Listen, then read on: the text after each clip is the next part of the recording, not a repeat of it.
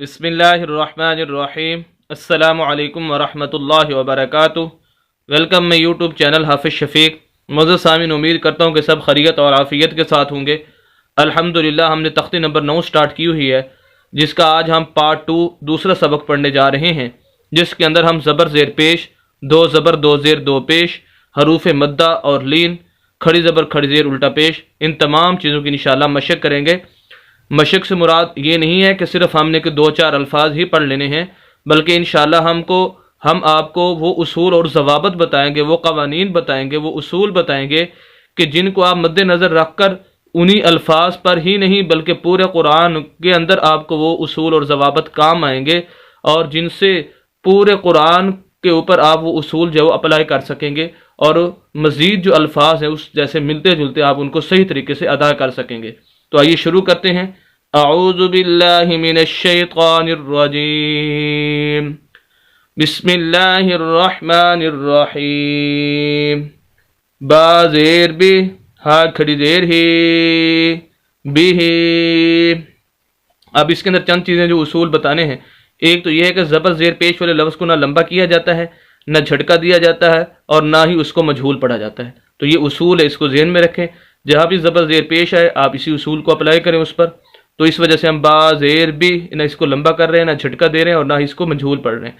दूसरा, ये खड़ी ज़ेर है, 3 लफ्ज़ होते हैं, 3 हरकतें, खड़ी ज़बर खड़ी ज़ेर और उल्टा पेश। ये जहाँ भी आज उस लफ्ज़ को लंबा किया जाता है एक अलिफ के बराबर, तो ये उसूल भी ज़हन में रख लें। तो हा खड़ी ज़ेर ही, बी ही।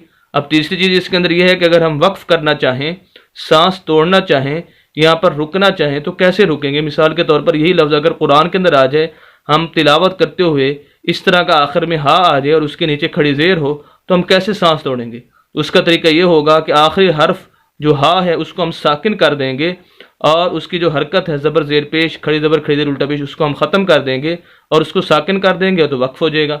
जैसे यहाँ पर अगर हम वक्फ़ करना चाहें तो वक्फ़ ऐसे होगा, बिह बिह, ये वक्फ़ हो जाएगा। दूसरा लफ्ज़ जीम ज़बर अलिफ मद जा, हमदा ज़बर आ, जा। इसके अंदर भी वही बात कि ये ज़बर ज़ेर पेश का जो कानून पीछे हमने इस लफ्ज़ के अंदर बताया वो यहाँ भी है। और दूसरी चीज़ इसके अंदर जो नई चीज़ है वो ये है कि ये मद है, और ये बड़ी मद इसको कहा जाता है। इसको खींचा जाता है 5 अलिफ के बराबर, हमने इसको खींचना होता है। तो जहाँ भी इस तरह की मद आएगी, एक छोटी मद होती है और एक बड़ी मद होती है। ये बड़ी मद इसको भी बोलते हैं। तो जहाँ भी आएगी हम इसको खींचेंगे। तो जैसे हम इसको पढ़ रहे हैं, जा, हमदा ज़बर आ, जा। अब यहाँ पर अगर वक्फ़ करेंगे तो हमज़ा को हम साकिन कर देंगे, हम इसकी ज़बर को ख़त्म कर देंगे, जा। आखिर में झटका देंगे क्योंकि हमज़ा है, उसकी आवाज़ बाकी रहेगी और ज़बर की आवाज़ ख़त्म हो जाएगी। तीसरा लफ्ज़ है जीम ज़ेर या मद जी, हमदा ज़बर आ, जी आ। अब यहाँ पर यह है कि ये साकिन हरूफ है या, और जो साकिन हो पिछले लफ्ज़ को उस लफ्ज़ के साथ मिलाया जाता है। इस वजह से हम इसको जीम को या के साथ मिला रहे हैं, और या के ऊपर मद है। हम फिर वही बात जो यहाँ पर थी, हमने इसको खींचना है।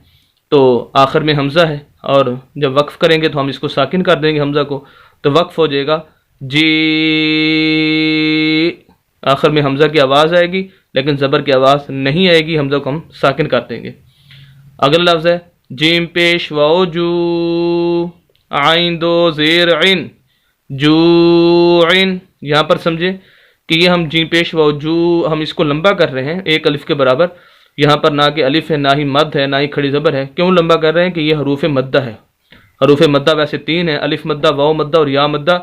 वाओ मद्दा है यहाँ पर कि ऐसी वाओ साकिन, इसकी ये साकिन है, ऐसी वाओ साकिन जिसके पिछले लफ्ज़ के ऊपर पेश आ जाए उसको वाओ मद्दा कहा जाता है, और उसको खींचा जाता है। इस वजह से हम इसको खींच रहे हैं, जू, आइन दो ज़ेर इन, जू इन। अगर हम वक्फ़ करना चाहें तो आखिरी हर्फ जो आइन है इसको साकिन कर देंगे, वक्फ़ हो जाएगा जू। यहाँ पर वक्फ़ हो जाएगा इस तरह।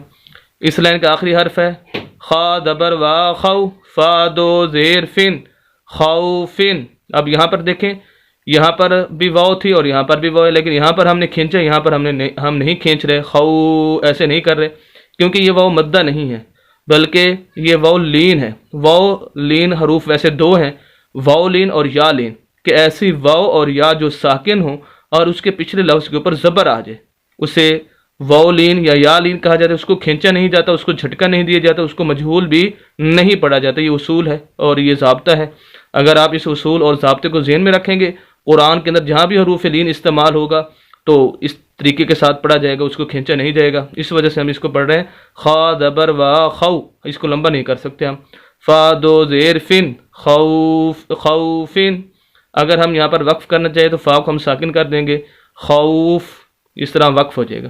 تو امید کرتا ہوں کہ آپ ان الفاظ کو اور جو اس کے اندر اصول اور ضوابط اور قوانین بتائے گئے ان کو بخوبی سمجھ چکے ہوں گے، اور پورے قرآن کے اندر آپ جہاں بھی چاہیں ان کو اپلائی کر سکتے ہیں۔ اس طرح انشاءاللہ آپ قرآن کو صحیح طریقے سے پڑھ سکیں گے۔ آپ حضرات سے یہ درخواست ہے کہ آپ ہمارے چینل حافظ شفیق کو سبسکرائب بھی کیجئے اور صدقہ جاریہ سمجھ کر ہماری ویڈیوز کو شیئر بھی کیجئے۔ ملتے ہیں نیکسٹ ویڈیو کے اندر انشاءاللہ، اجازت دیں، اللہ حافظ۔